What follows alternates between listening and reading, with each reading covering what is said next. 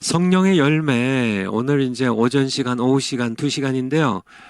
제가 이렇게, 오늘 오면서 성령의 열매를 오전에 끝나겠다고 이렇게 작정을 하고 왔어요. 제가 자꾸 늦어져가지고, 너무 늦어지면 또 이렇게, 좀 안 될 것 같아서 빨리 본론인 성령의 은사로 들어가야 되는데, 그래서 오전 시간에 좀 서둘러서 어쨌든 다 못 끝내면 그냥 지나가 버리고 이제 오후 시간에 성령의 은사로 들어가려고 합니다. 그래서 오늘 오후 시간에 들린다 그러시네요.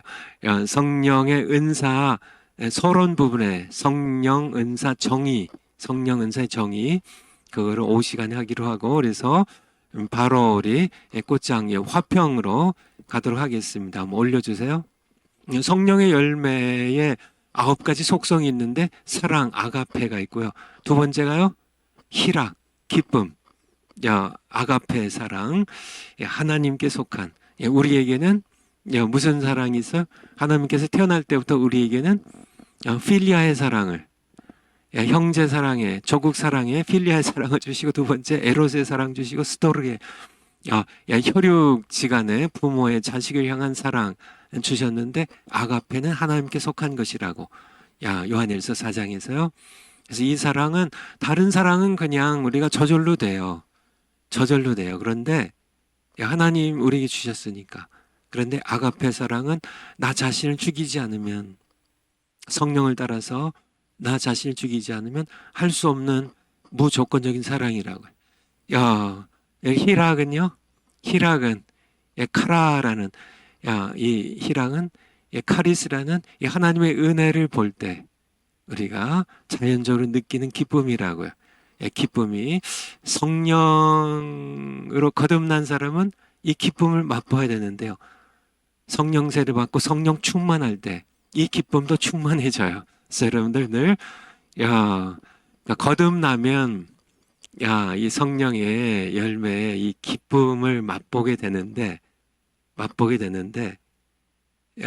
중생한 그런 고 수준에서는 별로 뭐 조금 맛보고 또 금세 지나가고 근데 성령세를 받고 성령 충만해지면 내게 샘 솟는 기쁨 샘처럼 솟아나는 성령 충만할 때요.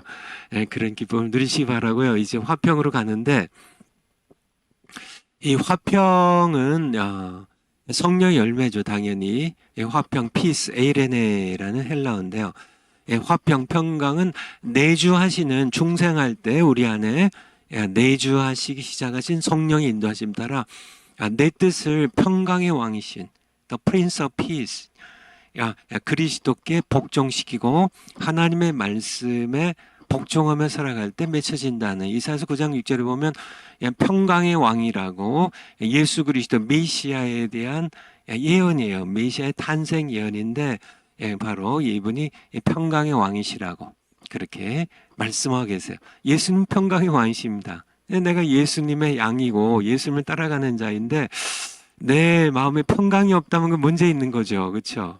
예수님이 내 주님이 평강의 왕이신데 그렇죠? 우리 하나님께서 평강의 하나님이신데 빌립보서 4장에 이신데 우리가 이 평강을 누리지 못한다면 문제가 있다는 얘기입니다.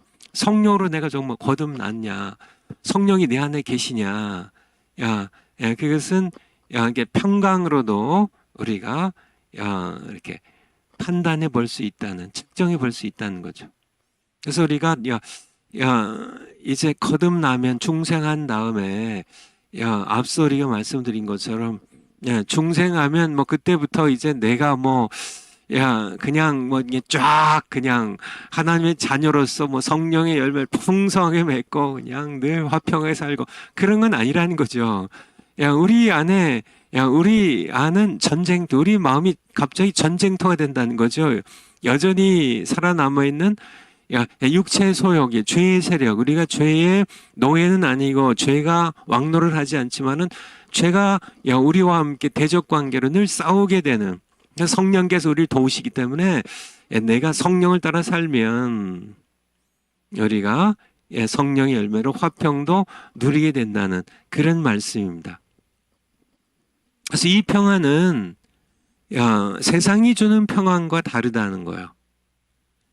이게 이제 뭐 세상 사람들도 평안할 때 있잖아요. 세상 사람도 세상이 주는 평안 누리잖아요. 그런데 이 성령의 열매로 이 평안은 내가 예수님 믿기 전에, 내가 중생하기 전에 내가 세상에서 누렸던 평안과는 달라야 된다는 거예요. 달라야 된다. 이것이 좀 이렇게 여러분들이 분명히 알아야 됩니다. 이 평안은 어떤 고난과 시련이 와도 흔들리지 않는 참 평안이에요. 그러니까 세상이 주는 평안은 뭐 병 안 걸리고 뭐 사업 잘 되고 뭐 남편 직장에서 일 잘하고 자식들 속 안 썩이고 뭐 암 안 걸리고 뭐 나라도 평안하고 그럴 때 세상은 그러니까 평안 세상 사람도 평안하죠. 그렇지만은 암 걸렸어요. 자식이 경영하는 사업 망했어요. 남편 직장에서 해고됐어요. 당장 먹을 것도 없어요. 뭐 나라가 막 전쟁이 뭐 난리가 났어요. 뭐 이렇게 되면 세상 평안은 금세 없어져요. 당연히 없어지죠.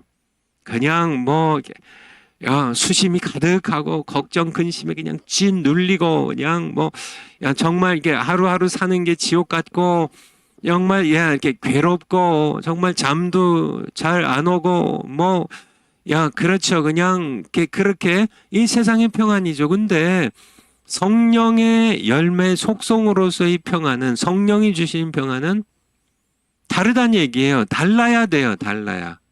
다르지 않으면 안 됩니다. 이 평안은 세상이 줄 수도 없고 빼앗아 갈 수 없는 하늘의 평안이에요. 하늘의 평안. 예수님은 이 평화를 우리에게 주시기 위하여 십자가를 지셨다는 겁니다.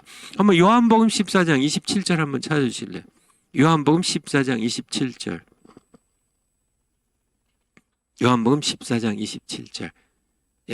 14장 27절.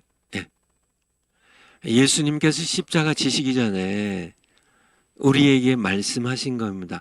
평안을 너희에게 끼치노니 곧 나의 평안을, 세상의 평안이 아니고 나의 평안을 너희에게 주노라. 이 평안을 우리에게 어떻게 주세요?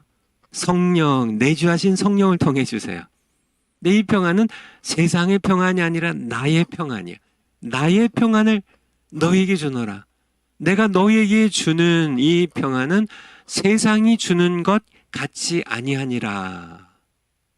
그러니까 세상이 주는 평안은 병 걸리면, 사업 망하면, 자식들 뭐 실패하면, 속썩이면 금세 없어지는 그런, 세상이 주는 그런 평안이 아니고 나의 평안을, 세상이 줄 수도 없고 세상이 빼앗아 갈 수도 없는 나의 평안을 너에게 주노라.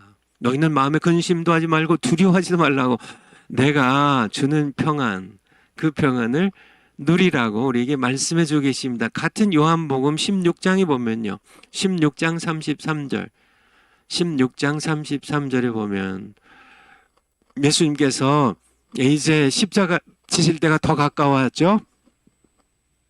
이것을 너희에게 이름은 너희로 내 안에서 평안을 누리게 하려 함이라.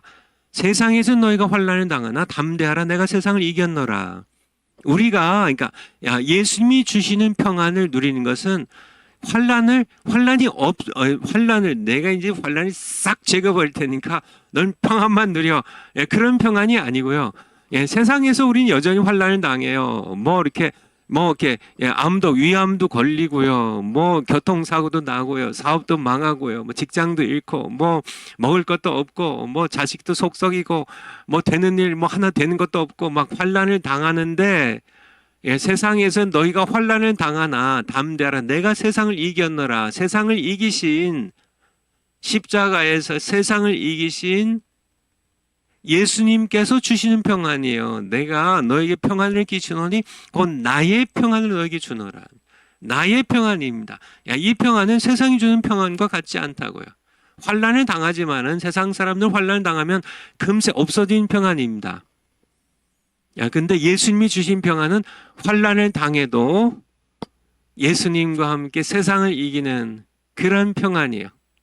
그러니까 여러분들 이 평안을 누리고 계신지, 이 평안이 없다면 여러분에게 문제가 있는 겁니다. 둘 중에 하나예요. 아직 거듭나지 않았든지. 그럼 큰일 나겠죠. 그럼 지옥 가니까. 거듭났는데도 불구하고 여러분들이 성령을 따라 살지 않고 늘 죄의 종로로 다는 건 아닙니다. 그건 이제 중생하기 이전이죠. 죄가 왕노릇하진 않지만은 죄와 이렇게 싸워서요. 성령을 따라 살면서 죄와 싸워서 내 정과 욕심을 십자가에 못 박고 죄와 싸워서 내가 이렇게 그러니까 성령 안에서 승리함으로 맛보는 이 평안, 이 예수님의 평안입니다. 너희가 세상에서 환난을 당하나 담대하라. 내가 세상을 이겼노라. 내가 이 평안을 나의 평안을 너희에게 주노니까 이 평안을 누리며 살라고. 환난을 당하지만은 이 평안을 맛보고 계시냐고요. 그러니까 이 평안을 맛봐야 돼요. 제가 옛날에 어떤 신문 기사를 통해서 본 것 같은데요. 평화라는 제목으로 사진전을 했다 그래요. 평화라는 제목으로. 그러니까 많은 작품들이 올라왔겠죠.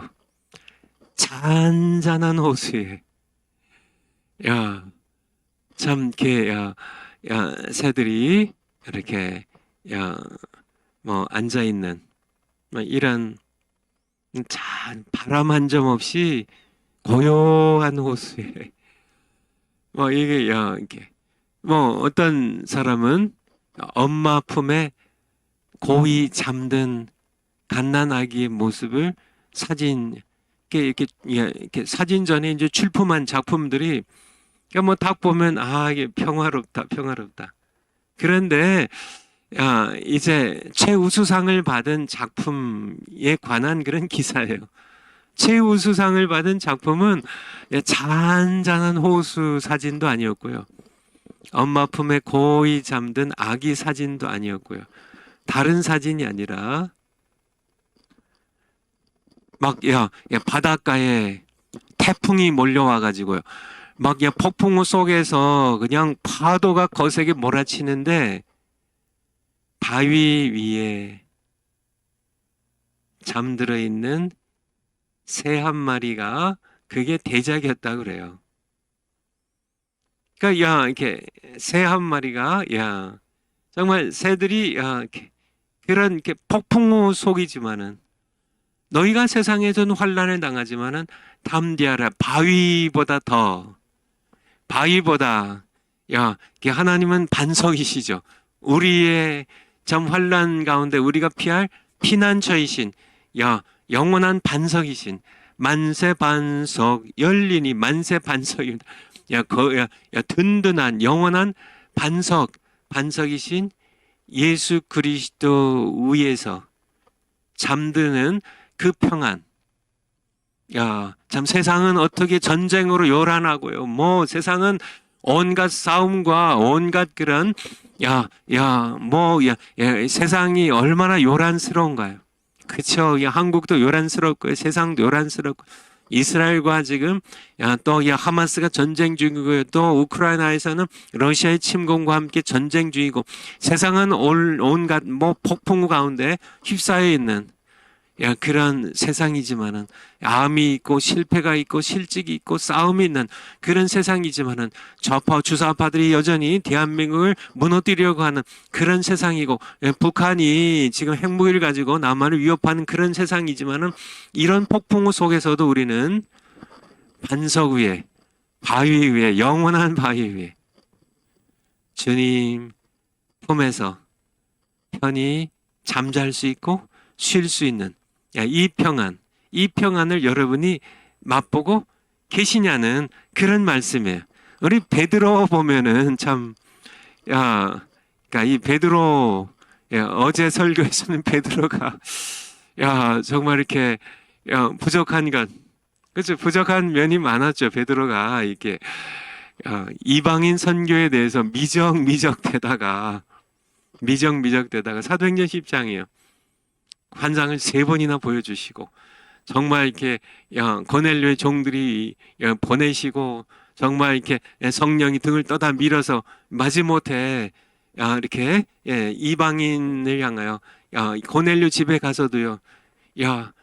우리가 이 유대인들이 이방인과 교제하는 것이 불법인 줄 너희 아냐고 그렇게 고넬료에게 얘기를 하면서 이제 마지못해 하나님께서 그냥 성령께서 그냥 등을 떠다 밀으셔가지고 그래서 예수 그리스도의 이름으로 죄사함 받는 이 복음을 선포할 때 이 말을 할 때 사도행전 10장 43절이죠. 44절에 이 말을 할 때 성령이 내려오셨습니다. 내려오셨어요. 부어주셔서 내려오셨어요. 이게 오순절 성령 강림의 반복입니다. 내려오셨어요. 성령, 그래서 이 고넬료와 이 이방인들이 막 방언도 하고 막 성령 세례를 받아가지고 막 성령 충만해서 하나님을 찬양하며 막 방언하고 예언하니까, 그러니까 이 베드로와 또 함께 왔던 이 유대인들이요. 찾아 놓으셨네요. 그럼 45절 한번 볼까요? 베드로와 함께 온 할례받은 신자들이 다 유대인들입니다. 이방인들에게도 성령 부어주심을 인하여 놀라니. 그러니까 이게 베드로의 자세예요. 베드로는 그러니까 이 이방인들에게는 성령세를 안 주실 줄 알았어요. 그들은 뭐 선민 의식이 있어가지고 그러니까 이방인들 구원받지 못한 짐승 같은 존재로 그렇게 취급했으니까 아예 그냥 관계를 단절하고 살았으니까. 근데 하나님께서 그냥 성령세를 부어주시니까 깜짝 놀랐습니다. 이는 방언을 말하며 하나님 높임을 들으미러라. 자기네들이 오순절날 사도행전 2장에 셌던 거 똑같이 하니까요. 그러니까 47절에 이에 베드로가 가로되 이 사람들이 우리와 같이 성령을 받았으니 성령세를 받았으니 누가 능히 물로 세례 줌을 그 말이요. 그러니까 이 베드로는 이방인들에게 물 세례도 안 주려고 했는데 하나님께서는 성령세를 주어버렸습니다. 그러니까 베드로가 그냥 서둘러서 하나님께서 그냥 이렇게 원래 물 세례 받고 성령 세례 받아야 되는데 하나님께서 그냥 베드로가 꾸물거리니까 그냥 성령 세를 먼저 주어 버리신 겁니다. 주어 버리시니까 그냥 이렇게 또 할 수 없이 그냥 하나님 앞서 가시는데 어떻게 해요? 하나님 하시니까. 그러니까 물 세례를 나중에 그냥 이렇게 줄 수밖에 없이 이렇게 떠밀리는 그런 그래서 48절에 예수 그리스도 이름으로 물 세례를 주게 됩니다. 이런 11장에 가면 이제 가서 이제 예루살렘에 돌아가 가지고 또 유대인 형제들이 또 이방인의 집에 가서 또 교제했다고 밥 먹었다고 막 힐난하고 막 비난할 때 이제 내가 하나님이냐, 내가 누구한테 하나님을 맡겠냐, 하나님께서 오순절날 우리에게 성령 부어주신 것처럼 똑같이 우리와 같이 성령세를 주셨는데 내가 하나님 누구한테 하나님 맡겠냐고. 그러니까 하나님께 그냥 그러니까 여기서 이제 사도 베드로가 하나님께 점수가 좀 깎인 거죠. 그래서 너 안 되겠다. 그냥 사도 바울을 내가 이방인의 사도로 따로 부르겠어. 그래서 이제 사도행전의 기록이 이제 사도 바울로 넘어가게 됐는데요. 어쨌든 사도행전 12장에 보면 사도행전 12장 1절부터요. 또 베드로가 그래도 12장 사도행전 12장 1절 보면 이제 베드로 얘기가 또 나오는데요. 그때 헤로드 왕이 손을 들어 교회 중 몇 사람을 헤아려 하여 이제 요한의 형제 야고보를 세베대의 두 아들이죠. 이제 그러니까 야고보 사도를 먼저 칼로 죽였어요. 그래서 이게 참수형입니다. 목을 베서 죽였어요. 그리고 3절에 유대인들이 이 일을 기뻐하는 것을 보고 헤로드 왕이요 베드로도 잡으려 할세 때는 무교절이라. 무교절 6월절이 이제 먼저 있고 그다음에 7일간 되는 무교절이 지속되는데요. 잡음의 4절에 옥에 가두어 군사 4씩 4패에 맡겨 6월절 후에 백성 앞에 끌어내고자 하더라. 그러니까 이제 야고보를 참수한 것처럼 베드로도 이제 6월절 절기가 지난 다음에 목을 베서 죽여버리려고요. 그냥 이렇게 군사 4명씩 4패니까 16명을 이제 4명씩 짝을 나눠가지고, 그러니까 베드로의 이제 이게 이제 꼼짝 못하는 거죠. 그 당시에 이제 감옥에 지하에 보통 있는데 지하 감옥에 군사 1명이 아니라 4명씩 4패 16명에 딱 맡기고요. 그리고 이제 요 절기만 지나면 이제 유교절 무교절 지나면 이제 목을 베서 죽이려고요. 헤롯 왕이 이렇게 잡았는데 5절을 보면 이에 베드로는 옥에 갇혔고 교회는 그를 위하여 간절히 하나님께 기도하더라 빌더라. 6절에 헤롯이 잡아내려고 하는 그 전날 밤에 이제 무교절이 이제 이제 딱 끝났어요. 이제 6월절 무교절이 딱 끝났어요. 그날 밤에 베드로가 두 군사 틈에서 두 쇠사슬에 매어, 그러니까 그러니까 쇠사슬로 아예 그냥 베드로가 못 도망가게 16명이 딱 지키는데요. 4패씩 4명씩 4패로 아예 그냥 이렇게 옆에서 지키고 뭐 문에서 지키는 게 아니라 아예 그냥 이렇게 두 명은 베드로와 함께 같이 이렇게 사슬로 그러니까 군사 한 사람이랑 오른팔 또 또 다른 군사 한 사람 왼팔 다 쇠사슬을 그냥 꽉 묶고 자는 겁니다. 이게 뭐 도저히 이거는 뭐 인간적으로 도저히 그런데 누워서 자는데 파수꾼들이 이제 남은 파수꾼들은 문 밖에서 지켜요. 아예 이제 두 군자는 감옥 안에 들어와 가지고 사슬 메고 딱 자고 이제 내일이면은 이제 베드로 사도를 이제 그 전에 이 6월절 전에는 야고보 사도가 참수를 당했고요. 이제 이 6월절 지나면 야고보 사도 목 뺀 것처럼 베드로도 이제 목을 잘라서 죽이는 겁니다. 근데 근데 그 사이에서 이제 베드로가 누워 자는데 7절에 보면 호련히 주의 사자가 곁에 서며 옥중의 광채가 조요하며 광채가 천사의 영광인 광채가 쫙 비쳤어요. 또 베드로의 옆구리를 쳐 깨워 가로되 급히 일어나라. 이 말씀 읽을 때 여러분들도 느끼겠지만은 베드로가 얼마나 깊이 잠들었는지.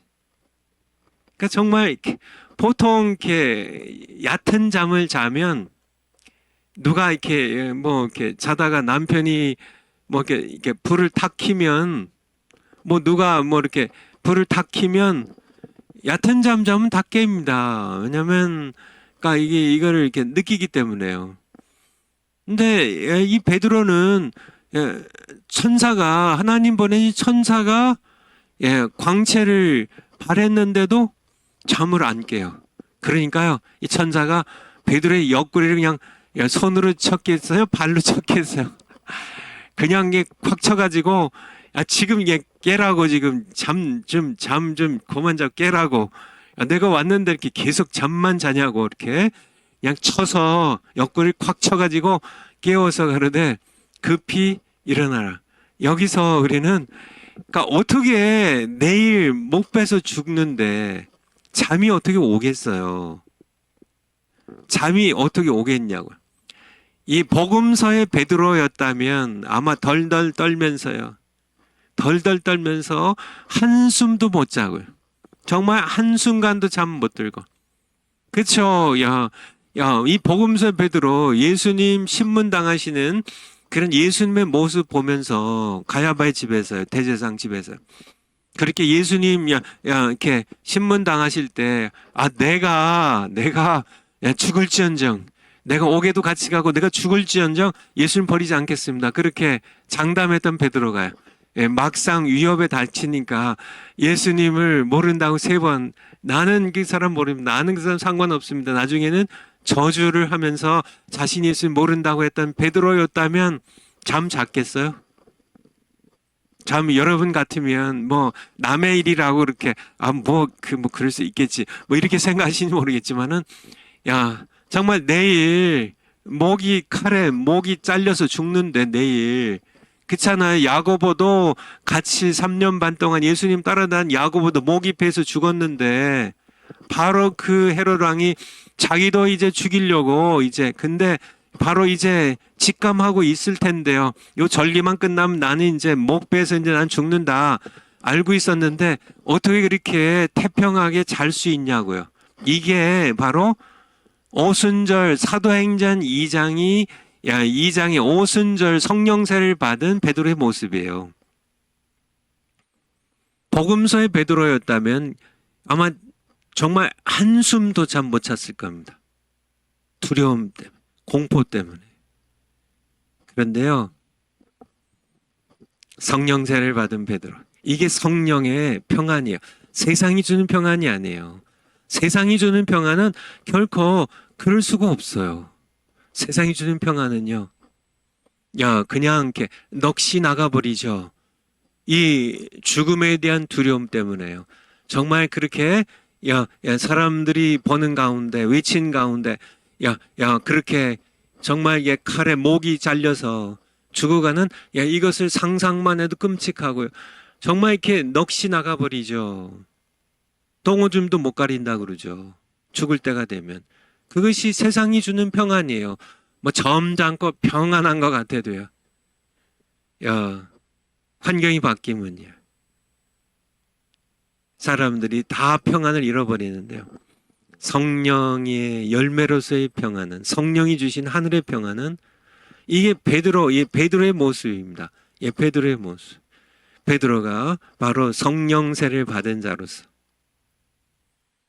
성령의 열매인 이 평안에 대해서 우리에게 보여 주신 겁니다. 제가 이렇게 좋아하는 시편 뭐 여러 개 있지만은 그 중에 하나가요. 시편 하면 구약성경 127편 1절. 127편 1절. 시편 127편 1절. 뭐 여러분들도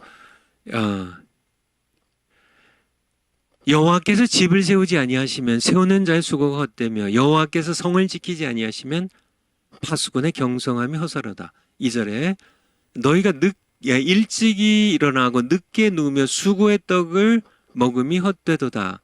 그러므로 여호와께서 그 사랑하시는 자에게는 잠을 주시는도다. 1절 2절 말씀인데요. 그러니까 우리가 이렇게 가정을 세우기 위해서 열심히 일찍 일어나고 늦게 눕고 정말 집을 세우고 가업을 세우기 위하여 정말 애를 쓴다 할지라도 사실은 여러분들이 평강을 맛볼 수 없다는 얘기예요. 여호와께서 주시지 않으면 이런 모든 파수꾼의 경성함이 허사고 일찍 일어나고 늦게 누우는 수고의 떡이 허사란 얘기예요. 하나님께서 세워주셔야 되고 하나님께서 지켜주셔야 되고 하나님께서 주셔야 평안은 하나님께서 주시는 거라는 겁니다. 하나님께서. 그래서 여호와께서 그 사랑하시는 자에게 잠을 주신도다. 이 말씀 무슨 말씀이냐면 이 잠이라는 얘기가 이게 사랑하시면 잠 주시나요? 그 얘기가 아니라 사랑하시는 자에게 평안을 주신다는 얘기예요. 평안을 주시기 때문에 잠을 잘 수 있다는 얘기예요. 세상의 환난 가운데요. 실패와 이런 베드로도 마찬가지고 환난이잖아요. 그런 가운데 베드로가 잘 수 있었던 것, 사랑하시는 잠을 주신 것은 무엇 때문에요? 하나님께서 주신, 예수님께서 주신 평강이 있기 때문에, 이 평강이 있기 때문에. 그래서 하나님께서는 그의 사랑하시는 자에게 뭘 주세요? 평안을 주세요. 그게 성령의 열매입니다. 평안을 주셔서 잠자게 하신다는 얘기. 뭐 이렇게 하나님께서 사랑하신 자에게 잠을 주신다고 하면 뭐 잠이 그럼 뭐 그냥 날마다 잠자는 게 그게 축복이에요? 그건 아니죠. 평안을 주신다는 얘기예요. 그래서 평안을 주셔서 이 혼란 많은 세상 가운데도 편히 잠잘 수 있게 하신다는 겁니다. 무슨 뜻인지 아시겠죠? 그러니까 여러분들이 성령의 열매로서의 이 평강, 이것을 맛보아야 돼요. 여러분들이 파워포인트 한번 다시 가봐요. 이 평안을 맛보지 못한다면 문제가 있다는 얘기예요. 그러니까 내가 예수님 믿고 중생했는데요. 내가 성령 세례 받고 성령이 내 안에서 중생할 때부터 내 안에 내주하시는데 이 평안을 맛보지 못한다면 좀 문제가 있다는 얘기예요. 아까도 말씀드린 건 둘 중에 하나야. 아직 중생하지 않았든지 성령이 내 안에 안 계시니까 마음의 평안을 맛보지 못해요. 잠도 잠 잘 못 자고 평안이 없으니까 늘 근심 걱정 때문에 뭐 그렇다면 중생하지 못했거나 아니면 중생했어도 내가 이게 성령을 따라 살지 않고 자꾸 죄에 지면 평안을 잃어버린다는 얘기. 둘 중에 하나라는 얘기예요. 문제가 있다는 얘기예요. 어떤 문제든지 문제가 있어요. 그러니까 이 성령의 열매로서 이 평안이 매우 중요하다는 것을 중요해요. 매우 중요합니다. 사실 예수님께서는 우리에게 이 평화를 주시기에 십자가를 지셨다는 겁니다. 이사야서 53장 5절 한번 볼까요? 이사야서 53장 5절 여기 보면 암송한 구절이죠. 그가 찔림은 우리의 허물을 인함이라. 그가 상함은 우리의 죄악을 인함이라. 그가 징계를 받음으로 우리가 평화를 누리고. 그러니까 우리에게 이 평화를 주시기 위하여 예수님께서 십자가에서 찔리고 상하고 징계를 받고 채찍을 맞으셨는데 이 평화를 예수님께서 내가 십자가 지시기 전에 내가 너에게 평안을 끼치노니 곧 나의 평안을 너에게 주노라. 내가 주는 평안은 세상이 주는 평안과 같지 않을 것이라고. 너희가 세상에서 환난을 당하지만 담대하라. 내가 세상을 이겼노라. 내가 너희에게 나의 평안을 준다고. 내 평안을 준다고. 예수님 십자가 지셔서 우리에게 이 주신 이 평화를 내가 누리지 못한다면 문제가 있지 않은 건가요? 세상 사람들 위암에 걸렸어요. 폐암에 걸렸어요. 자식들이 속을 썩여요. 세상 사람들은 평화를 다 잃어버립니다. 그게 세상의 평안이에요. 지만은 우리는요, 예수님이 주신 평안은 빼앗기지 않아요. 이 평안은 베드로가 정말 내일 이게 최악 아닌가, 최악의 상황 아닌가, 내일 내가 목이 잘려서 죽어요. 옛날에 그냥 칼을 들어서 목을 그냥 쳐서 목이 잘려갖고 죽어요. 함께 예수님 따랐던 야고보가 그렇게 목이 잘려 죽었어요. 내가 이제 내일이면 죽어요. 정말 나를 이렇게 철통같이 지켜요. 사슬에 매가지고. 그런데 그냥 평안하게 그냥 깊이 천사가 와서 빛을 비춰도 깜짝 그냥 푹 코를 골면서 그냥 드렁드렁 그냥 깊이 잠들었어요. 천사가 하다못해 그냥 옆구리 콱 쳐가지고 베드로 일어나야지 일어나라고 그렇게 깊이 잠들 그 평안이 여러분들에게 이게 오순절 성령세를 받은 베드로의 평안이에요. 성령이 내주하시면서 주신 하늘의 평안이에요. 난 죽어도 천국 간다고. 이 땅에서 망해도 하나님께서 나를 지키시고 다시 회복시킬 것이라고. 그렇죠. 이 평안. 정말 이 평안. 암에 걸려서 이제 이렇게 수술을 하고 약물 치료를 받고 방사선을 쬐고 그런 환란 가운데 있어도 하나님께서 나를 연단하시는 욥의 고백처럼 나의 가는 길을 오직 그가 하시나니 그가 나를 단련하신 후에는 내가 정금같이 나으리라는 그런 고백을, 환난이 와도 평안하고요, 환난이 지나가도 평안하고요, 죽어도 평안하고요, 또 천국 가면 영원히 평안하고요. 그런 평안을 우리가 야, 누려야 된다는 얘기예요. 그렇지만은 우린 쉽지 않습니다. 사실은 쉽지 않아요. 염려와 고난이 올 때 쉽지 않아요. 성령 충만하면 우리가 뭐 이렇게 어떤 폭풍, 고난과 환란의 폭풍우가 몰려와도 우린 평안하지만은 우리가 항상 성령 충만한 건 아니니까 어떤 때는 좀 이렇게 흔들리기도 하고, 그러니까 예수님께서 내게 주신 평안을 잃어버릴 때도 있고요. 그래서 세상의 폭풍에 흔들려 가지고 근심 걱정에 사로잡히기도 하고, 뭐 잠을 잘 못 잘 때도 있고 한데, 우리는 다시 평안으로 다시 돌아가야 되겠죠. 그러기 위해서 사도 바울을 통하여 우리 주신 말씀이 있는데, 한번 빌립보서 4장 6절, 빌립보서 4장 6절, 우리에게 주신 말씀이 있는데요.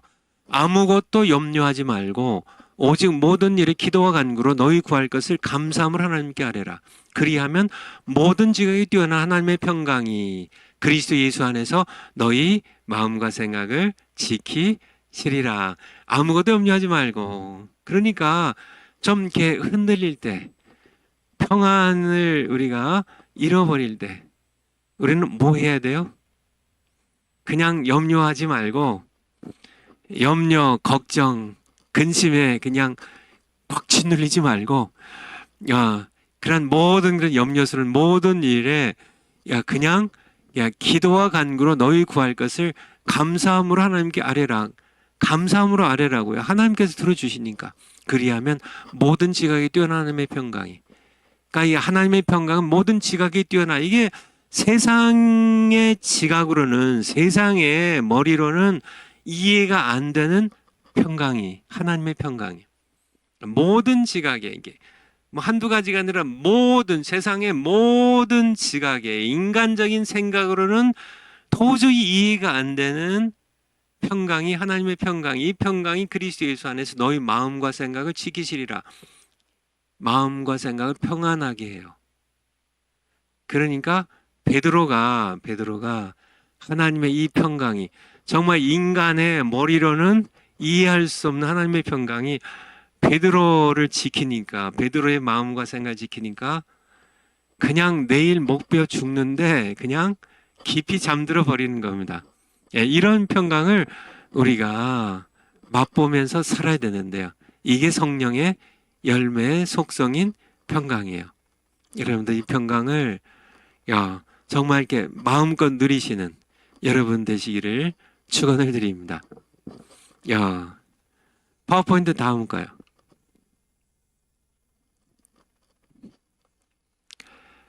성령을 따라 사는 사람은 화평을 누릴 뿐만 아니라 화평케 하는 자가 됩니다. 그러니까 성령의 사람들은 화평을 누릴 뿐만 아니라 성령의 열매로서의 화평인데요. 우리는 또한 화평케 하는 자가 되지. 내가 늘 화평을 맛보는, 이 화평의 열매를 나만 맛보는 게 아니라 남도 맛보게 하는 그런 자가 된다는 거예요. 또 되어야 되고요. 마태복음 5장 9절에 보면 산상수훈이잖아요. 화평케 하는 자, 팔복에 화평케 하는 자는 복이 있나니 하나님의 자녀라 일컬음을 받을 것이며, 화평케 하는 자, peacemakers. 그러니까 이렇게 내가 가는 곳마다 나도 화평을 누리지만은 다른 사람들도 화평케 하게 만들어요. 내가 이렇게 어떤 가정에 이제 시집을 갔습니다. 결혼해서 갔어요. 그러면은 그 가정이 처음에는 분란이 일어납니다. 예수님 믿는 예수쟁이가 들어와가지고, 저희 어머님도요, 믿지 않는 가정에 이제 들어가셔서 가정이 이제 막 어려움들이 생기죠. 그렇지만은 그러니까 예수님도 모르니까 빛과 어둠이 함께 사니까 분쟁이 일어나죠. 미움이 생기죠. 뭐 다툼이 생기죠. 지만은 결국은요. 결국은 우리 저희 어머님 한 분이 정말 이렇게 하나님의 빛의 잔으로 화평케 하는 자로 한 시댁에 들어가니까 결국에 가서는 그 가정이 변화되어 가지고요. 거기서 목사님들도 나오고요. 장로님들도 나오고 예수님 믿는 그런 가정들이 이렇게 되는 것처럼 이렇게 화평케 하는 자죠. 그러니까 내가 이렇게 어떤 직장에 들어갔는데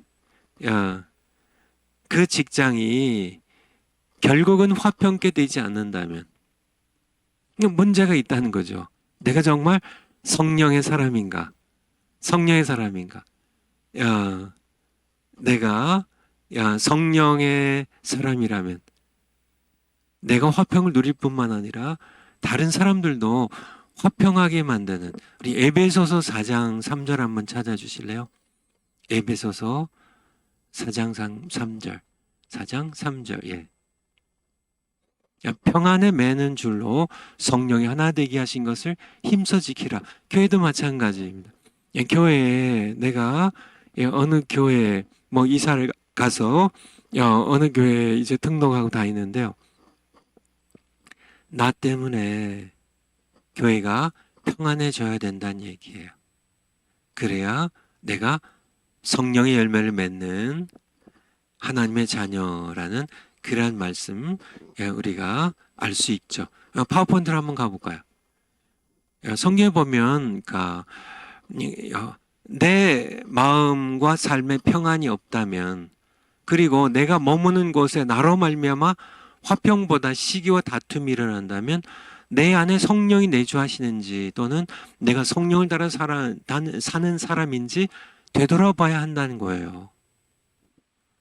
그러니까 궁극적으로 결국은 나 때문에 화평이 와야지. 화평이 와야지. 시기와 다툼이 일어나면 내가 정말 성령의 사람인지 성령의 열매를 맺고 있는지 우리 자신을 되돌아봐야 된다는 얘기입니다. 한번 야고보서 3장 13절부터 한번 볼까요? 야고보서 3장 18절 야고보서 3장 13절 너희 중에 지혜와 총명이 있는 자가 누구뇨? 그는 선행으로 말미암아 지혜의 온유함으로 그 행함을 보일지니라. 14절 그러나 너희 마음속에 독한 시기와 다툼이 있으면 자랑하지 말라. 진리를 거스려 거짓하지 말라. 15절 이러한 지혜는 위로부터 하나님께로부터 내려온 것이 아니요 세상적이요 정욕적이요 마귀적이니. 16절 시기와 다툼이 있는 곳에는 요란과 모든 악한 일이 있음이니라. 17절에 오직 위로부터 난 지혜는 첫째 성결하고 다음에 화평하고 화평 얘기가 나오죠. 관용하고 양순하고 긍휼과 선한 열매가 가득하고 편벽과 거짓이 없나니. 18절 화평케 하는 자들은 성령의 사람들은 화평케 하는 자가 되다니. 어디에 가든지 그 사람으로 말미암아 다툼이 일어나고요. 거기에 싸움이 일어나고 이런 요란한 이런 것들이 일어나면 이거는 하나님으로부터 오는 게 아니란 얘기예요. 성령의 사람들은 성령이 내주하시는 사람들은 화평케 하는 자들이고 그들은 화평으로 심어 의의 열매를 거둔다고 우리에게 말씀하고 계세요. 여러분들 악인의 특징이 뭔지 아세요? 악인의 특징은 평안이 없는 겁니다. 성경에 나와 있죠. 우리 이사야서 48장 22절 이사야서 48장 22절 여호와께서 말씀하시되 악인에게는 평강이 없다 하셨느니라. 굉장히 중요한 말씀이에요. 그러면요 성령으로 거듭난 의인들은요 평강이 있는 겁니다. 악인의 특징이 많이 있지만은 악인들의 공통적인 특징이 평강이 없어요. 이 평강입니다. 물론 세상이 주는 이 가짜 평강은 있죠. 잠깐 있다 없어지는. 이 가짜 평강이 있는데 하늘의 평강이 없어요. 하나님께서는 악인에게 평강을 주시지 않으세요. 늘 뭐 잘 먹고 잘 살아도 평강이 없어요. 큰 집에서 뭐 떵떵거리며 살아도 평강이 없어요. 뭐 장관이 되고 국회의원이 되고 뭐 대통령이 돼도 악인들에게는 평강이 없어요. 시진핑도요, 푸틴도 평강이 없어요. 김정은도 평강이요. 악인에게는 공통점입니다. 공통. 하나님께서는 악인에게 하늘의 평강, 예수님께서 내가 너희에게 나의 평안을 주노라. 이 세상이 주는 이 가짜 평안과 다른 평안. 악인에게는 이것이 없어요. 이 공통점입니다. 여러분에게 이 평강이 세상이 주는 뭐 이렇게 뭐 세상이 이렇게 잘 될 때 뭐 이럴 때 잠깐 누리는 이 가짜 평강 말고요. 환란, 너희가 세상에서 환란을 당하나 담대라. 환란을 당해도 흔들리지 않는, 전혀 빼앗기지 않는, 막 폭풍과 몰아치고 뭐 파도가 몰아치고 뭐 그래도 영원한 반석 위에 있는 새처럼 잠들 수 있는 이 평강 여러분에게 있으시냐고요. 이것이 있어야만 됩니다. 있어야만 성령의 사람이에요. 내 안에 성령이 계신 겁니다. 이것을 이렇게 누리지 못하고 있다면 둘 중에 하나라고요. 중생하지 않았든지 아니면 내가 중생은 했는데 성령을 따라 살질 않아요. 늘 이렇게 죄에 지니까. 그러니까 이 성령이 주시는 열매로서의 이 평강을, 하늘의 평강을, 성령의 열매 평강을 누리지 못하고 살아가는 것이죠. 여러분들, 우리 어머님 세대, 그러니까 지금 한 90 이상 되신, 연세가 90 이상 되신 저희 어머님 세대에 가장 많이 불렀던 찬송은 아마도 제가 알기에는, 제가 이렇게 어려서부터 듣기에는 주 안에 있는 나에게 난 근심이 있으랴 십자가 밑에 나가 내 짐을 풀었네 주님을 찬송하면서. 그러니까 이때 저희 어머님도 마찬가지고요. 주 안에 있는 나에게 난 근심이 있으랴. 이 찬송 부르시는 저희 어머님 마음 가운데 평강이 있었을까요? 없었을까요? 여러분 어떻게 생각하세요? 여러분의 이 어머님들이 이 찬송 들으실 때 평강이, 마음에 평강이 있었을까요? 없었을까요? 표정 보면 모르세요? 평강이 있습니다. 근데 그 당시에 환란이 없었을까요? 환란이 그쵸. 자식들 늘 이렇게 속속이죠. 저희 형제도, 형과 저도 속속이죠. 내일 당장 먹을 것도 없죠. 그쵸. 보리쌀 딱딱 긁어가지고 오늘 아침 먹었는데 내일 먹을 게 뭐가 있어요. 그쵸. 자식들 이렇게 아프죠. 저는 그러니까 1년에 한 번씩 회알이라고 당시 들었는데, 회알이라고 여러분 그런 기억나시나요? 그렇게 근데 모르겠어요. 이게 이제 그 정확한 병명인지 모르겠지만은 회알이라 이렇게 알았는데 회충이 여기서 장에서 꼬여가지고 이런 식으로 아마 붙여진 이름이 아닌가 싶은데요. 1년에 한 번씩 그러니까 다 토해요. 정말 나중에는 이렇게 토하다가 나중에는 누런 물이 나와요. 여러분 이렇게 아시나요? 그렇게 해보신 적? 이게 똥물이 나오는 게 똥물이 진짜 이게 그렇게 그냥 이렇게 정말 토하는 거 굉장히 힘듭니다. 그냥 속이 다 뒤집어지는 거죠. 나중에 그냥 뱃속에 위장에 있는 것만 토하는 게 아니라 정말 이게 장에 있는 게 똥물까지 다 이렇게 입으로 토해내니까 정말 괴롭죠. 그게 제가 그렇게 1년에 한 번씩 꼭 그렇게 알았는데요. 저희 어머님이 편안하시겠어요? 그 당시에 그냥 이렇게 남편 없는 그런 홀 엄마로 이렇게 아들들 키우는 게 재산도 없고 뭐 아무것도 없이 편안했겠냐고요. 온갖 환란이, 가난이, 정말 질병이, 뭐 온갖 것들이 있었지만은 저희 어머님이 그렇게 주 안에 있는 나에게 난 근심이 있으랴 이 찬송할 때는요 하늘의 평안입니다. 하늘의 평안. 세상이 주는 평안은 그거는 뭐 그냥 이렇게 금세 그냥 모래성처럼 부스러져 없어져 버려요. 조그만 파도만 와도 그냥 쓱 그냥 이렇게 쓱 지워져 없어져 버려요. 다 무너져 버려요 그냥. 근데요 하늘에 주시는 평안은 세상이 어떤 환란의 폭풍이 몰아친다 할지라도요 거센 파도가 와서 부딪힌다 할지라도요 이 영원한 바위는 무너지질 않아요. 꺼지질 않아요. 우리를 보호하시는 이 하나님의 이 만세 반석은 그러니까 그쵸.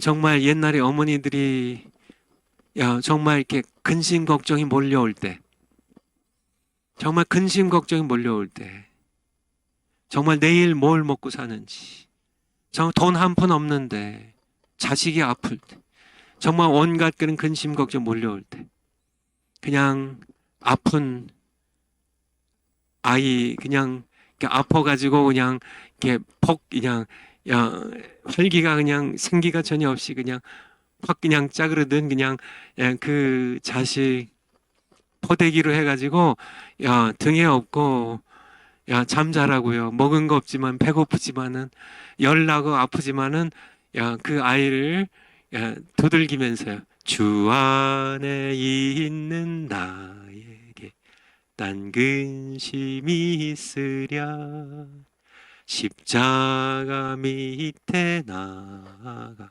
내 짐을 풀었네 주님을 찬송하면서 할렐루야 할렐루야 내 앞길 멀고 험해도 나 주님만 따라가리. 봐요. 앞길이 멀고 험해요. 두려움이 있어요. 전날에 한숨이 있어요. 그런 환란이 있지만은 그런데요. 이 찬송만 하면요. 하늘에 평강이 내려와요. 하늘의 평강. 이 찬송만 하면 갑자기 세상의 모든 근심 두려움들이 다 눈 녹듯이 봄날에 눈 녹듯이 다 사라져 버리고요. 그리고 마음이 평안해져요. 마음이 평안해져요. 하나님께서 땅에 있는 그의 자녀의 아픔도 아시고 혼란도 아시고 하나님께 그래 내가 이제 알았다. 네 아들 배앓이 하는 거 고쳐주마. 이제 지나갔어. 이제 곧 회복될 거야. 내가 너의 참 쌀떡에 쌀 채워줄게. 당분간 걱정하지 않도록. 하나님께서는 하나님의 방법대로요. 하나님께서는 능치 못함이 없으시죠. 그러니까 정말 하나님께 그냥 하나님의 만세 반석이신 하나님의 품에 안긴 그런 평안. 하나님께서는 실수가 없으시고요. 그것이 사실 제가 살아온 간증이에요. 우리 어머님의 간증이고 저의 간증입니다. 지금까지요. 그쵸. 그냥 아무것도 없었어도 그쵸. 인간적으로 어떻게 그냥 그쵸. 오늘날에 내가 어떻게 있었을까? 내가 어떻게 서울에서 중학교를 다닐 수 있었고 내가 어떻게 말기 결핵에서 어떻게 살아날 수 있었고 내가 어떻게 가난뱅이가 내가 어떻게 미국에 유학을 갈 수 있었고 내가 어떻게 정말 현찮은 그러한 내가 목회를 했는데 8가정이 어떻게 3,000명의 교회가 될 수 있었고 내가 이렇게 어떻게 이게 정말 이렇게 말로 설명이 되지 않는데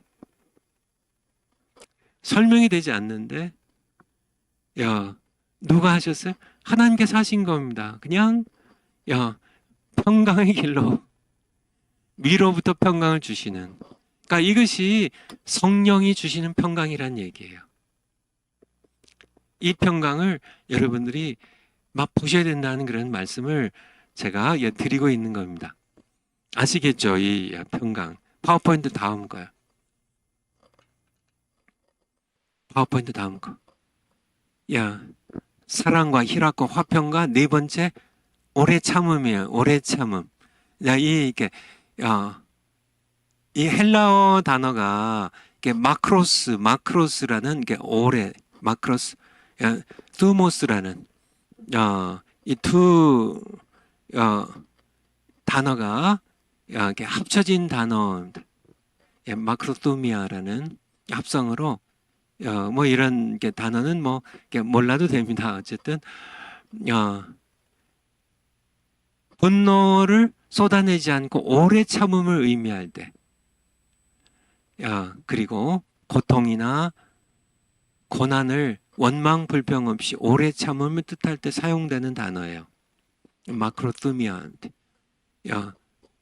오래, 마크로스, 오랫동안. 투모스, 이 의미가 이렇게 뭐 패션, 열정, 히트, 열, 뭐 앵걸, 분노, 템퍼, 뭐 성질, 뭐 이런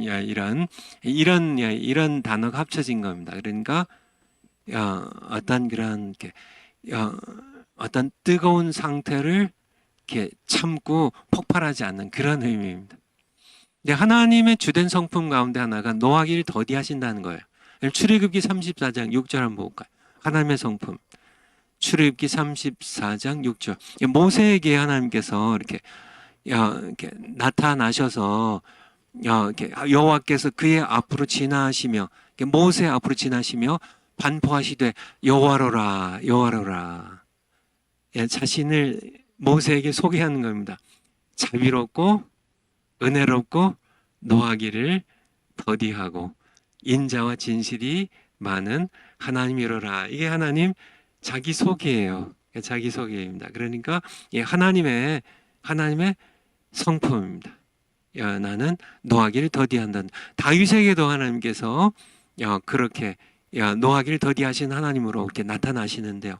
시편을 한번 가볼까요? 시편 86편 15절. 시편 86편 15절. 그러나 주여, 주는 다윗의 시입니다. 주는 긍휼히 여기시며 은혜를 베푸시며 노하기를 더디하시며 인자와 진실이 풍성하신 하나님이시오니.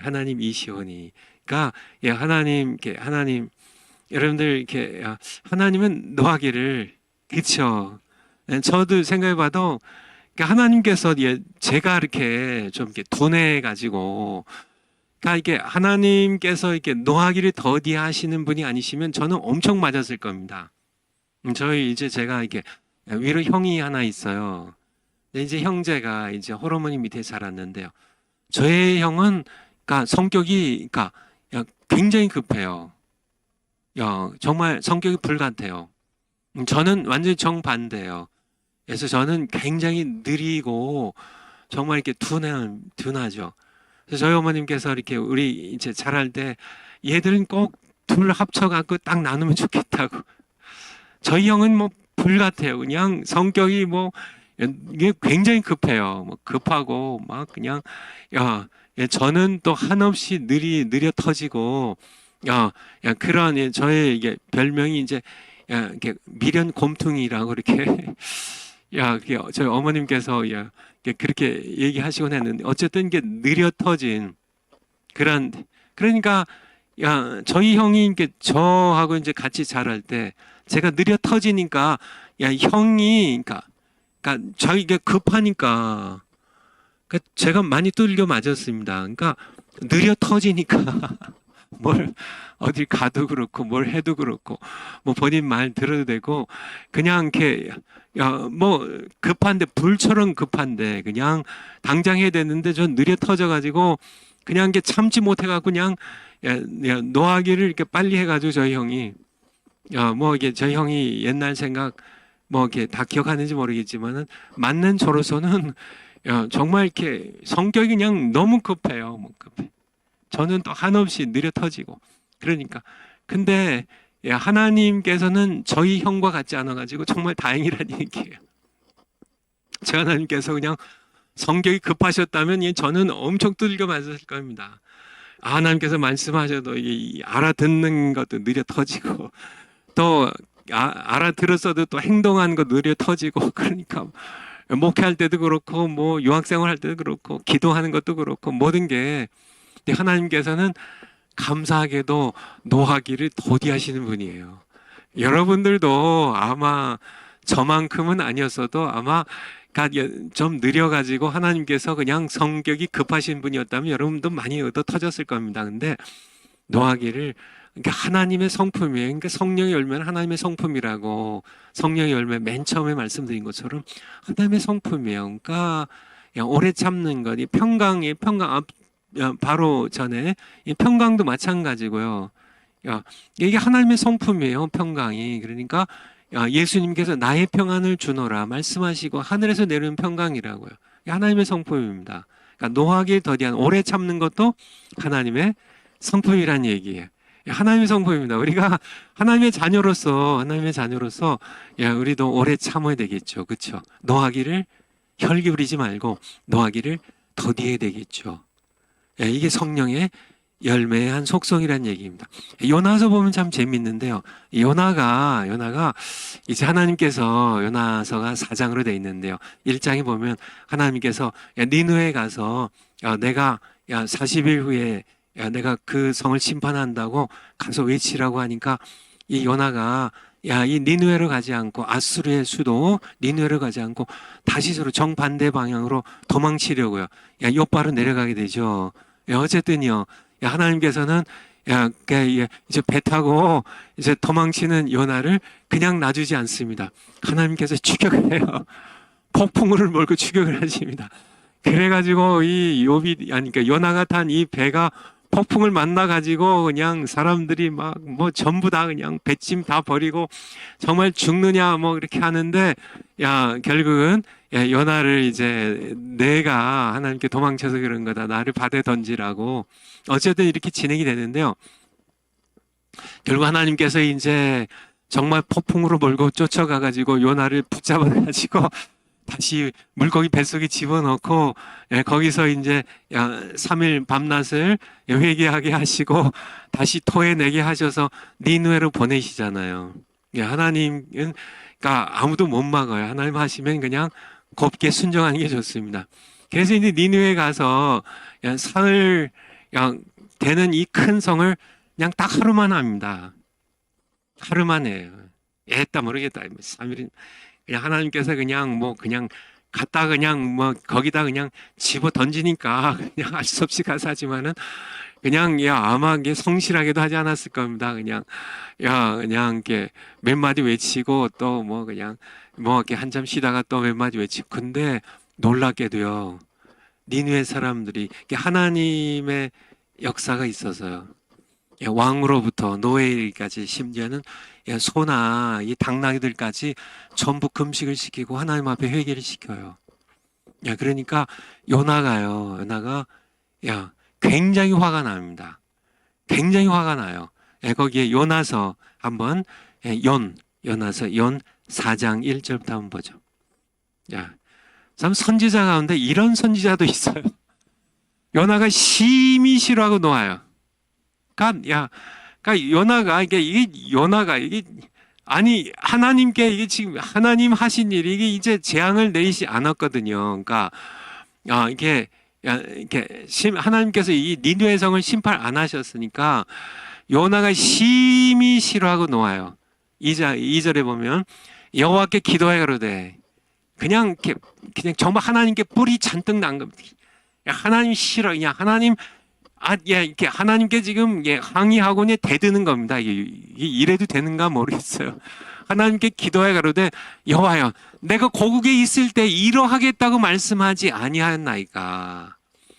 그래서 내가 빨리 다시스로 도망하였사오니 주께서는 은혜로우시며 자비로우시며 노하기를 더디하시며 이내가 크사 뜻을 돌이켜 재앙을 내리시지 아니하신 하나님인 줄 내가 알았기 때문에 내가 도망쳤는데 그렇죠. 이 아수르 니느웨 성이 그러니까 바로 북쪽 이스라엘 왕국을 멸망시킨 나라예요. 그냥 이게 아수르는 심판을 받아야 이스라엘 백성들이 편하게 발 뻗고 살아요. 그러니까 선지자로서 자기 민족을 아끼는 게 선지자로서 그러니까 그냥 게 하나님이 어떤 분이신지 내가 가서 회개하라고 선포했다가 그들이 회개하면 하나님 또 용서하실 것 뻔히 아니까. 하나님은 그러니까 은혜로우시며 자비로우시며 노하기를 더디하시며 이내가 그사 뜻을 돌이켜 재앙을 안 내리실까 봐 내가 도망쳤더니 기어코 나를 잡아다가 다시 니누에 보내가지고 그래가지고 이 악한 백성이 아수르 이 니누에 이 악한 백성들 심판 안 받게 생겼으니 어쩌란 말이냐고 지금 하나님께 그냥 악을 쓰면서 대들고 있는 겁니다. 심히 싫어하고 놓아요. 하나님께 놓아요. 내가 거기 있을 때 말씀하지 않았습니까? 내가 이럴 줄 알았다니까요. 내가 이렇게 심판 니느웨 성에 선포했다가 이 사람들이 회개하면 하나님 용서할 줄 알고 내 도망쳤는데, 근데 여기서요, 하나님은 그러니까 그렇게 노하기를 더디하시고 인애와 자비가 크신 분이라는 사실이에요. 그러니까 여러분들 우리 하나님 그러신 분이에요. 그렇죠?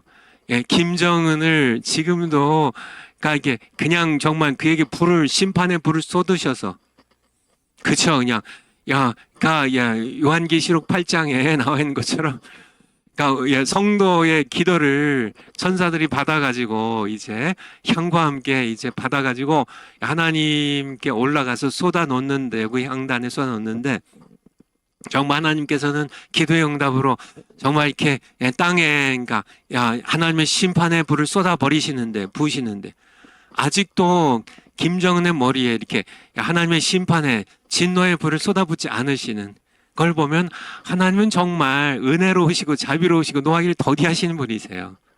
하나님의 성품이에요. 우리도 언젠간 이제 하나님의 때가 되면 이제 하나님께서 모두 이제 심판하시겠지만은 예수님의 재림의 때죠.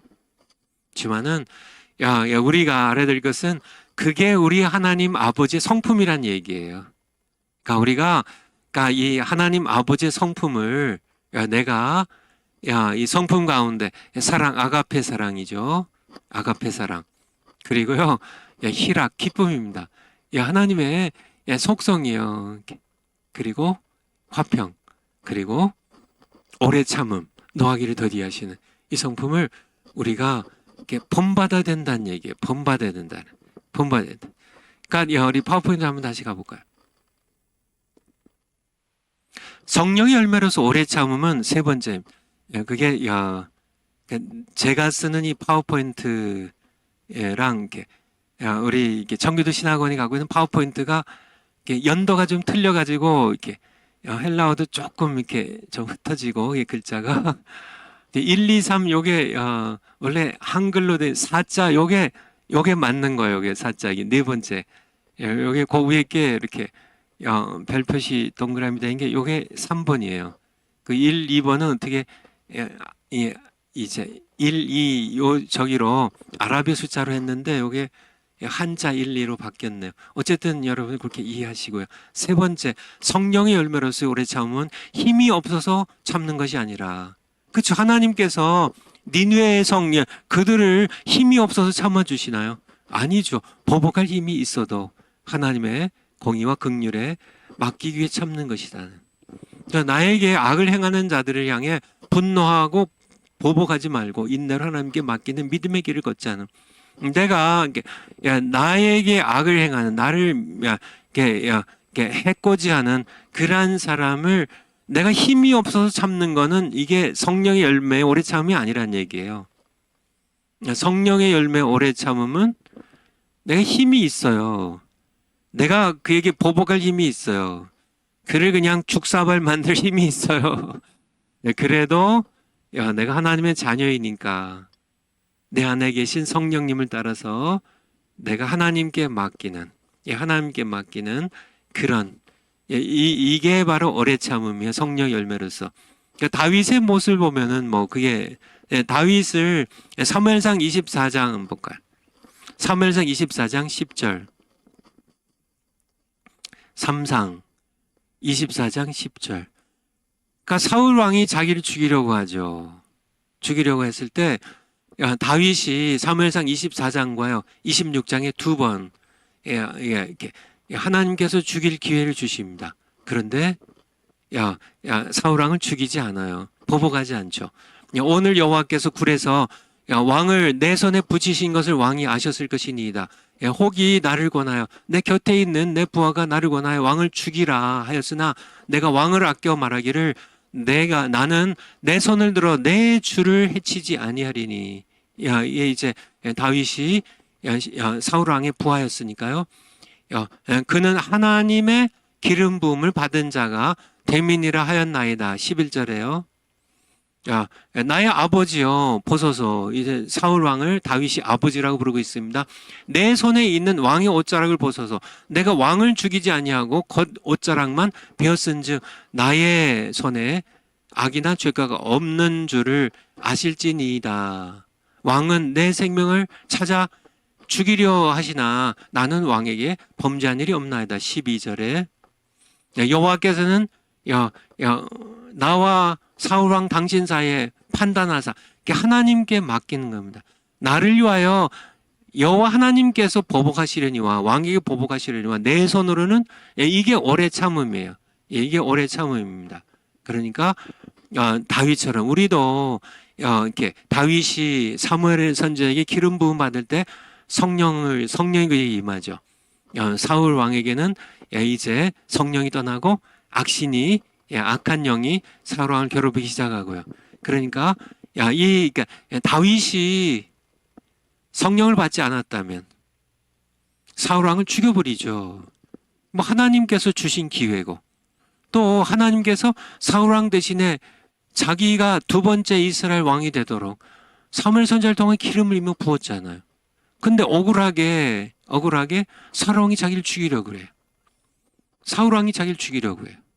얼마든지 정당 방어로요. 사울 왕을 죽여도 돼요.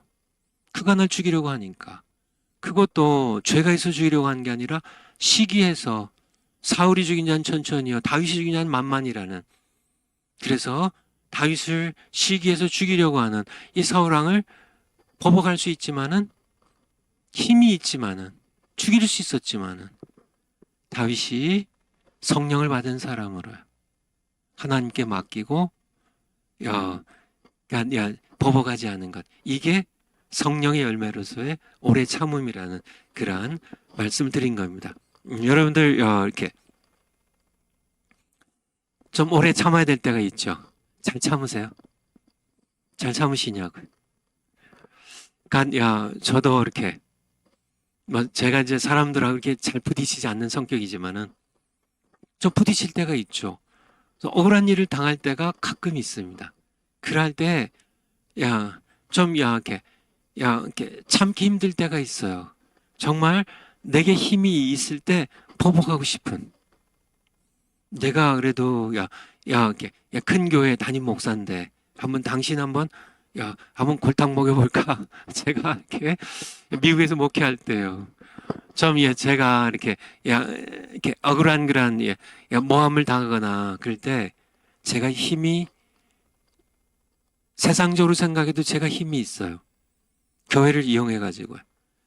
교회에 이제 저의 어떤 담임 목사로서의 권한 가지고 그 사람을 얼마든지 교회에서 내쫓을 수도 있고 정말 어떤 징계를 할 수도 있지만은 제가 그럴 때 제가 이렇게 생각하는 게 있는데 요즘도 마찬가지고 좀 아플 때 이렇게 생각하는 바로 예수님의 십자가를 생각하죠. 여러분들 이렇게 어떻게 이제 샤워를 하거나 이렇게 할 때 갑자기 맨발로 이렇게 뭐에 콱 부딪힐 때 굉장히 아프잖아요. 굉장히 아프잖아요.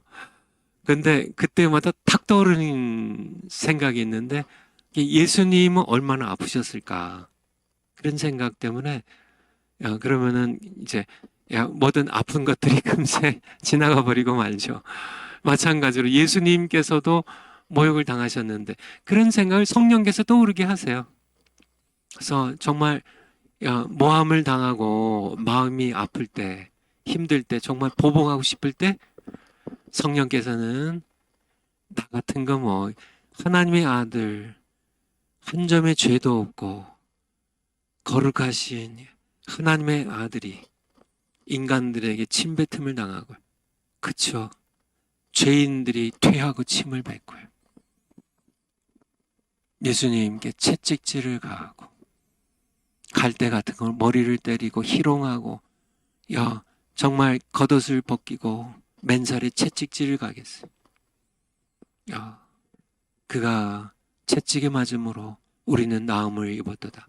이사서 53장 5절의 말씀처럼요. 그렇게 당하셨는데 십자가에 겉옷과 속옷이 다 벗겨지셔서 그렇게 십자가에 하나님의 아들이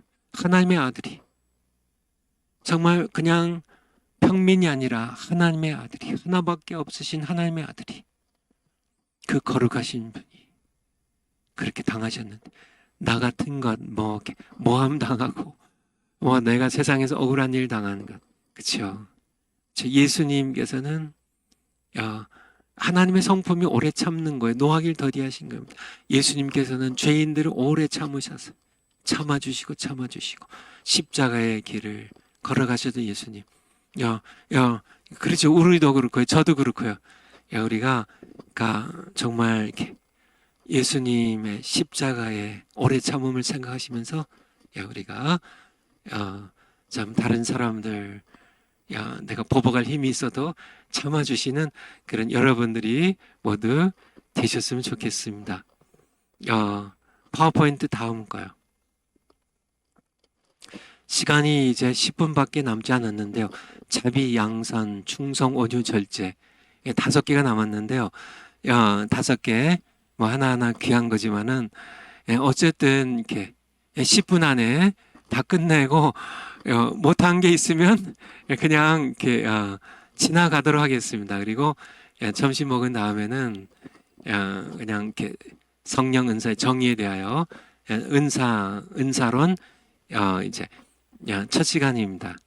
들어가도록 하겠습니다. 그렇게 양해를 해주시면 좋겠어요. 이제 간단하게 할게요. 자비입니다. 자비. 이 자비, 친절 호의, 은혜로움, 그렇게 이해하시면 되겠고요. 특별히 자비는 죄인인 우리에게 구원을 베푸시는 하나님의 성품을 가리킨다.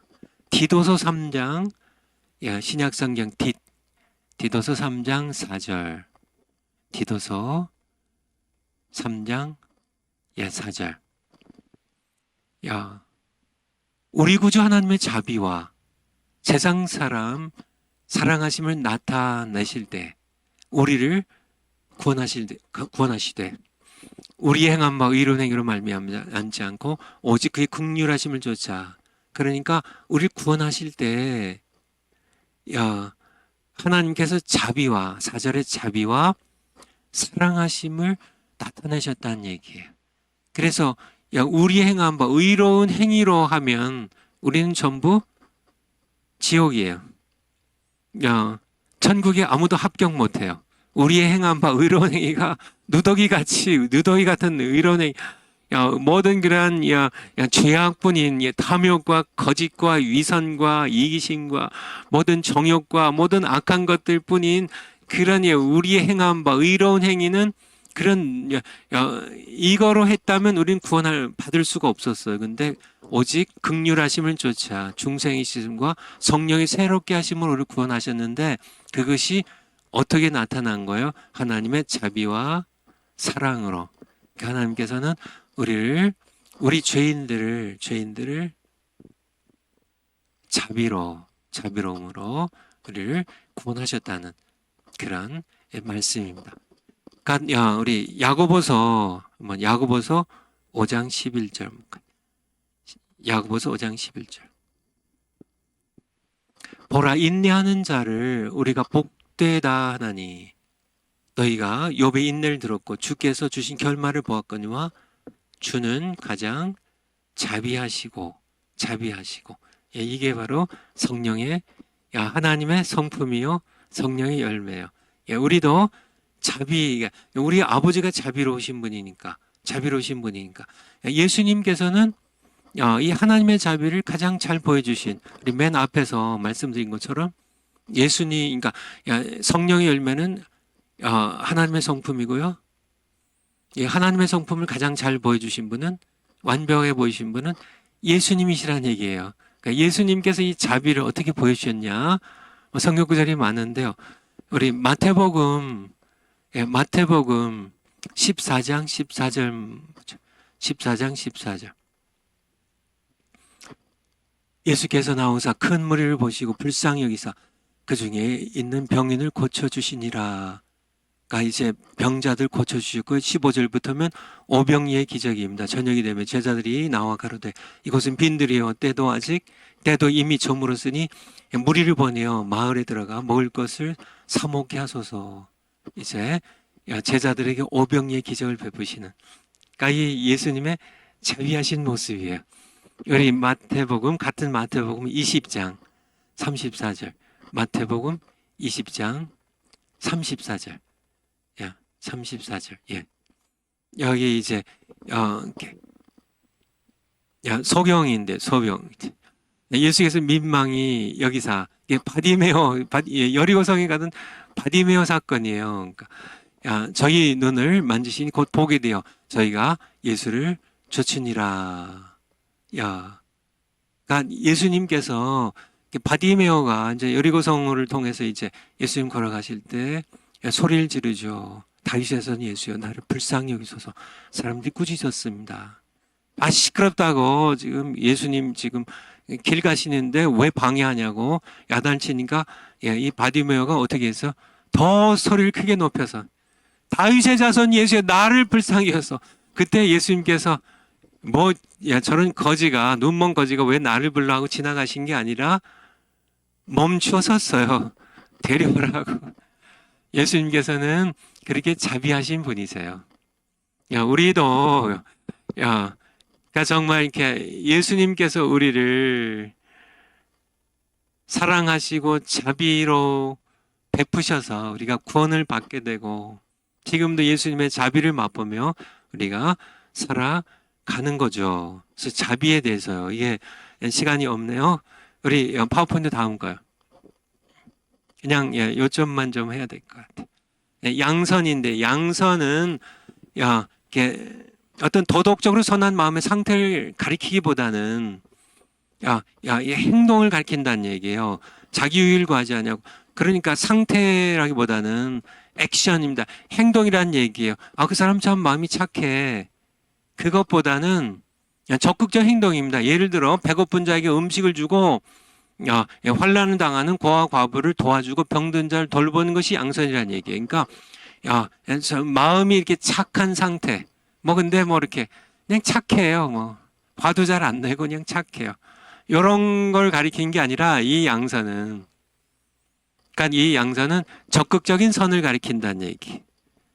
그래서 마태복음 25장에 보면 이렇게 양과 염소의 비유를 말씀하실 때 이제 마지막 때 이제 양을 우편에 이제 염소를 좌편에 그렇게 이제 구분하신다고. 이렇게 양들에게 너희는 내가 그러니까 헐벗었을 때 입혔고 배고팠을 때 먹였고 내가 병들었을 때 돌아봐 줬고 이런 얘기를 하시는데, 그게 바로 양선이라는 얘기예요. 배고픈 자를 먹이고 정 목마른 자에게 마시고 벗은 자에게 입히고 환난 당한 자를 도와주고, 이게 양선이라는 얘기입니다. 그래서 우리가 성령을 따라 살 때 우리가 이 성령의 열매로서의 착한 행실을 이렇게 맺을 수 있고, 또 우리가 착한 행실을 맺을 때 하늘에 계신 우리 아버지가 영광을 받으신다는 얘기에 산상수훈 5장 16절에 너희가 이렇게 빛을 발하면 선한 행실을 맺으면 세상 사람들이 하늘에 계신 너희 아버지께 영광을 돌린다는 그런 말씀이 있습니다. 소리가 잘 안 들린다고 하네요. 이제 거의 다 끝났는데요. 파워포인트 다음 거요. 파워포인트 다음 거. 충성은 그러니까 피스티스는 여러분들 들어보신 분들이 많을 텐데요. 그러니까 믿음, 신실함, 충성됨. 하나님께서 그 일을 맡기실 수 있는 신실함을 가리킵니다. 여기서 충성에 대하여 그냥 한 가지만요. 내가 누구의 맨 마지막에 4번 누구에게 충성하느냐 이게 중요하다는 얘기예요. 고린도전서 4장 1절 한번 보죠. 고린도전서 4장 1절. 고전 4장 1절. 4장 1절. 사람이 마땅히 우리를 그리스도의 일꾼이요 하나님의 비밀을 맡은 자로 여길지어다. 그리고 맡은 자들에게 구할 것은 충성이다. 이게 피스티스인데요. 이 충성입니다. 이 충성. 그러니까 충성은 이렇게 중요한 게 이제 이렇게 의미가 이렇게 맡길 수 있는 그런 믿을 수 있는 그런 자들에게 맡기는 이게 바로 충성이에요. 그 충성의 의미가. 그런데 이 충성의 중요한 것은 누구에게 충성하냐가 중요하다는 얘기. 내가 돈에게 충성할 것인가? 내가 사람에게 충성할 것인가? 내가 권력에게 충성할 것인가? 내가 어떤 죄의 세력에 충성할 것인가? 그러면 안 되겠죠. 주사파처럼 김일성의 주체 사상에 충성할 것인가? 혁명 세력에 충성할 것인가? 그게 아니라 하나님께 충성하는, 그게 충성의 대상이 중요하다는 그 말씀입니다. 근데 하나님께 돈에게 충성하지 않고요. 뼈빠지록 돈에 노예가 돼가지고 돈에 충성하는, 자기 욕망에 충실하게 살아가는 그런 게 아니라 하나님께, 살아계신 하나님께 충성하게 하는 그분이 바로 성령이시라는 겁니다. 그러면 여기까지만, 이 파워포인트만 구경만 하죠. 파워포인트 다음 거요. 온유에 대하여 이거 우리 저기 올려놓을까? 우리 청교도 신학원 거기에 올려놓도록 하겠습니다. 온유. 그 다음에 마지막으로 절제 올려놓을 테니까 여러분들이 성경 구절 한번 찾아보시면서 굉장히 다 중요한 것들인데요. 여러분들 성령께서 또 이렇게 여러분들에게 가르쳐 주실 줄 믿습니다. 기도하고 마치겠습니다. 아버지 하나님 감사합니다. 저희들 성령의 열매를 이 시간으로 마칩니다.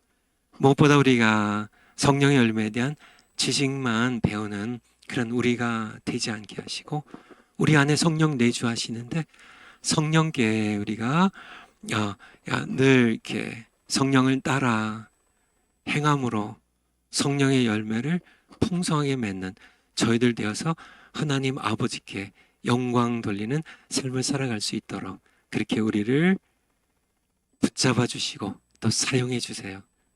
감사드리며 예수님 이름으로 기도하옵나이다. 아멘. 한 시간 뒤에 뵙겠습니다. 감사합니다.